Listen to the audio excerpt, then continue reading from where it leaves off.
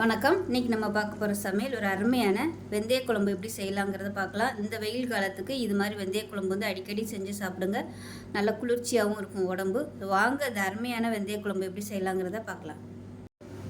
இப்போ ஒரு பேன் எடுத்துக்கலாம். பேன் சூடானதும் 1 டேபிள் ஸ்பூன் அளவுக்கு சீரகம், அதே மாதிரி 1 டேபிள் ஸ்பூன் வெந்தயம், 1 டேபிள் ஸ்பூன் மிளகு, 1 டேபிள் ஸ்பூன் பச்சரிசி, இது எல்லாத்தையும் நல்லா செவக்க வறுத்துக்கலாம்.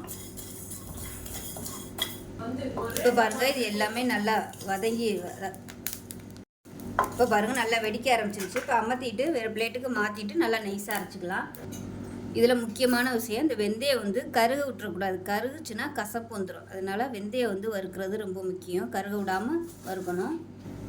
இப்போ அதே பேனில் நல்லெண்ணெய் சேர்த்துக்கலாம். வெந்தய குழம்புக்கு நல்லெண்ணெயில் செஞ்சோம்னா நல்லாயிருக்கும். இப்போ எண்ணெய் சூடானதும் 1 டீஸ்பூன் போல் கடுகு, 1 டீஸ்பூன் போல் சோம்பு, 1 டீஸ்பூன் போல் வெந்தயம், இதில் ஒரு 3 வரமிளகாய் சேர்த்துக்கலாம். இப்போ இதில் கருவேப்பிலை சேர்த்துக்கலாம்.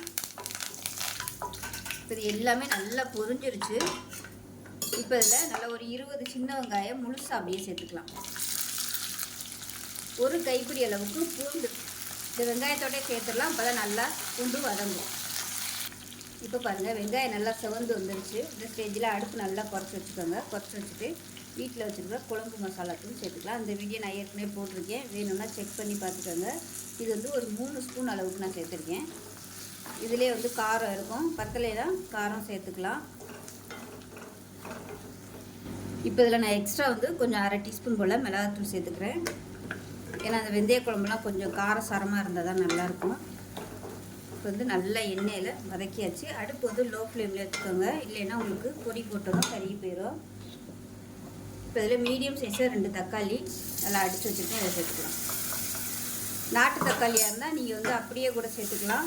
இது வந்து பெங்களூர் தக்காளிங்கிறதுனால நான் வந்து எப்பயுமே அடித்து தான் சேர்ப்பேன். இல்லைன்னா கல் மாதிரி தக்காளி வந்து வதங்காது, குழம்பு டேஸ்ட் இருக்காது.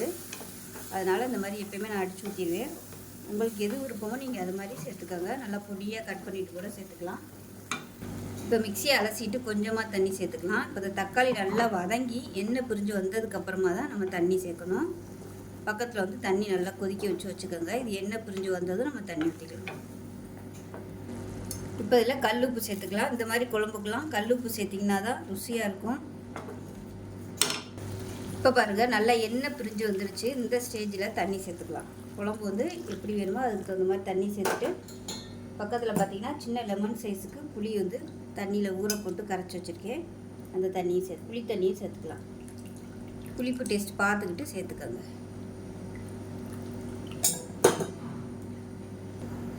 இப்போ திக்னஸ் பார்த்துக்கோங்க. திக்னஸ் பார்த்துக்கிட்டு நீங்கள் வந்து தண்ணி சேர்த்துக்கோங்க. இப்போ இது வந்து கொதிக்க ஆரம்பிக்கட்டும். கொதிக்க ஆரம்பிக்கும் போது அடுப்பு நல்லா குறைச்சி வச்சுருக்கலாம். இப்போ நல்லா கொதிக்க ஆரம்பிச்சிருச்சு. அடுப்பு நல்லா குறைச்சி வச்சுருங்க. குறைச்சி வச்சுட்டு நம்ம வந்து வறுத்து வச்சுருந்த பொடியிலேருந்து 1 ஸ்பூன் அளவுக்கு சேர்த்துக்கலாம். வறுத்த பொடி பார்த்திங்கன்னா நல்லா நைஸாக பொடிச்சிருக்கேன். இப்போ இவ்வளோத்தையும் நம்ம வந்து போட்டுறக்கூடாது. இதில் வந்து ஒரு 1/4 டீஸ்பூன் மட்டும் நான் வந்து சேர்த்துக்கிறேன். இது வந்து டேஸ்ட் பண்ணி பார்த்துக்கிட்டு நீங்கள் சேர்த்துக்கோங்க. ஏன்னா நிறைய போட்டிங்கன்னா அப்புறம் கசப்பு தன்மை வந்துடும். இது வந்து அடுத்து நம்ம குழம்பு வைக்கல. இந்த பொடி வந்து இன்னும் பார்த்திங்கன்னா நல்லா ஒரு 3-4 தடவை யூஸ் பண்ணிக்கலாம் இந்த பொடி. இப்போ டேஸ்ட் பண்ணி பார்த்துக்கிட்டு எப்படி இருக்குங்கிறத பார்த்துட்டு பத்தலைன்னா இன்னும் கொஞ்சம் கூட நீங்கள் பொடி சேர்த்துக்கலாம். நான் வந்து இன்னும் கூட ஒரு 1/2 டீஸ்பூன் கூட சேர்த்துக்கிறேன்.